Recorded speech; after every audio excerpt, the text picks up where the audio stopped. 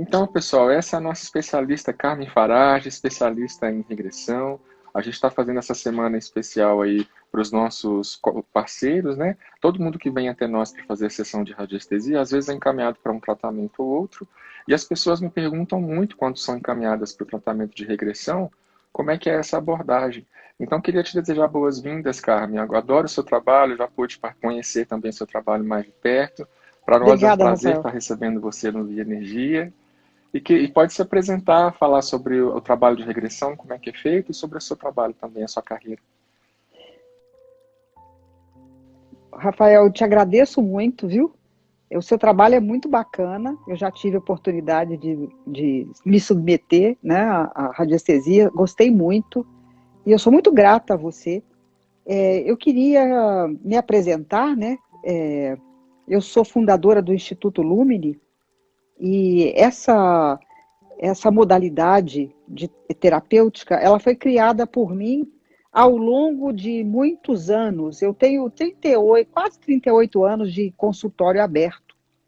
E depois de algum tempo praticando a psicanálise, eu pude entrar em contato com um mentor de luz, o Messier Teilhard de Chardin. Ele foi um padre francês que viveu no início do século XX, e ele tem alguns livros escritos, e ele, durante a vida dele inteira, tentou juntar a ciência com a espiritualidade. Obviamente, ele não foi tão bem sucedido quanto a gente gostaria, porque a gente sabe que essa coisa não é fácil, né?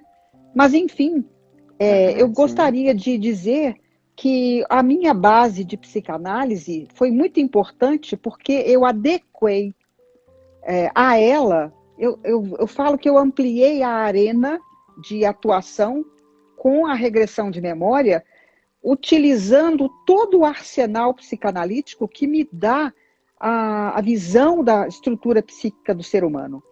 Então, essa reforma íntima, que é essencial para que a gente possa fazer o processo evolutivo de fato, não prescinde da psicanálise. A gente precisa da psicanálise, porque eu gosto de dizer que a psicanálise é como se fosse o livro de anatomia para a medicina. Seja que técnica você utilize, tem que ter esse conhecimento como pano de fundo. A minha regressão de memória, ela é feita sem hipnose. Eu acredito que a regressão feita com a pessoa lúcida, apenas no estado de relaxamento, tem um colorido afetivo mais real. Isso é muito terapêutico. Cada regressão de memória sim. é uma aventura que a pessoa vive e ela vai se transformar de um jeito ou de outro. Abre uma visão, expande a consciência e traz respostas. As respostas não são tudo, não são apenas respostas. Elas, na verdade, são a forma como nós temos de compreender quem somos e ampliar a nossa visão. Então, dá uma abertura filosófica, sabe, Rafael? Faz com que a gente comece Sim. a raciocinar no sentido da vida, da existência, de uma outra forma. A Uhum, regressão de memória me trouxe, logo depois, a apometria clínica. Os livros de uhum, apometria caíram nas minhas mãos quase que por acaso, né? A gente sabe que isso não existe, mas foi uhum, assim no sim. susto. Uhum, E eu adequei as técnicas da apometria à regressão de memória de tal maneira que, após trazido à consciência o conteúdo de vidas passadas ou da infância da pessoa, eu posso elaborar as formas de pensamento, eu posso modificar o passado através da apometria e ainda podemos uhum, entrar em contato com os mentores de luz e fazer grandes limpezas energéticas, inclusive de retirada de obsessores, de implantes energéticos, certo? Então, é uma terapia que uhum, eu falo que é uhum, extremamente completa.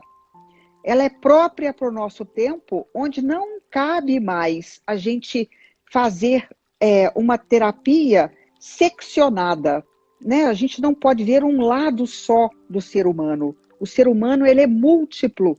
Nós vamos, então, realmente abordar mente e espírito e beneficiar o corpo com isso. Desbloquear o passado. Que maravilha. Para abrir o futuro. Maravilha. Para quem que é indicado, Carmen, essa terapia de regressão? Primeiro explicando que apesar do seu consultório ficar localizado fisicamente em Belo Horizonte, mas você também realiza atendimentos online no mundo inteiro, né? A distância não impede a eficácia do tratamento, não é isso? Não mesmo. Eu tenho pacientes que moram no mundo todo, mesmo. Eu tenho gente espalhado por aí tudo, tá? E online é natural. Por quê? Eu não tenho que fazer, não tenho que encostar a mão em ninguém, né? Tudo é mental.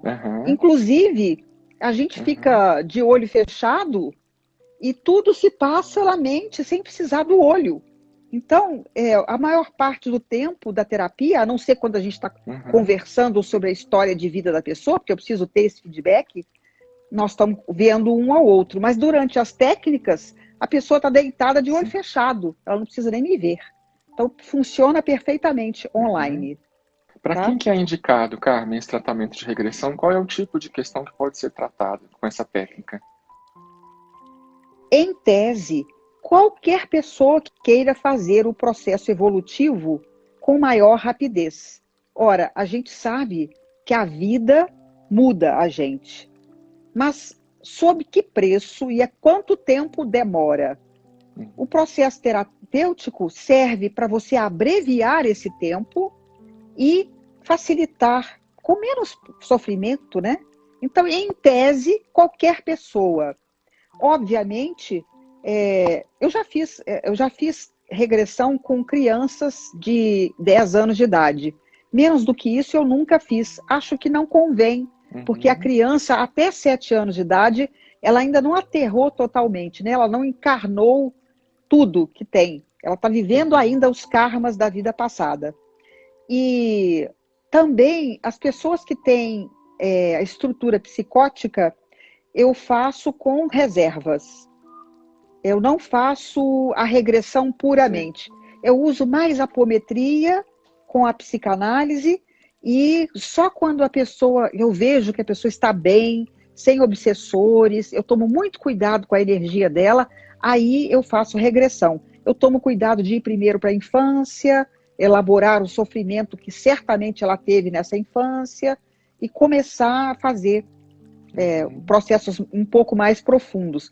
Então, em tese, todos nós que somos neuróticos normais, maravilhoso. Agora, nós temos algumas demandas, né? Algumas demandas que vamos dizer assim, quando as pessoas têm sintomas. Então, as pessoas vêm para mim de estados depressivos, de síndrome do pânico, de sintomas de um modo geral, de vícios, de transtorno obsessivo compulsivo, de fobias, de um modo geral, né? Medo de altura, vertigem, enfim, sintomas. Ao invés da pessoa se medicar, né? Eu falo que a pessoa, a partir do momento que começa a fazer esse tipo de terapia, o remédio dela chama-se luz.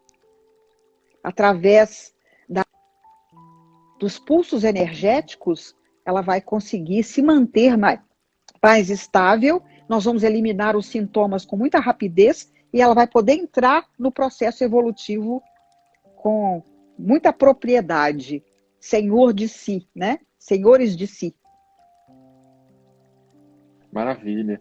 E que dica que você daria, Carmen, para a gente encerrar, para essas pessoas que estão atravessando agora um momento de angústias, que estão assim na pandemia sem poder sair de casa, com alguns processos de ansiedade, síndrome do pânico, insônia?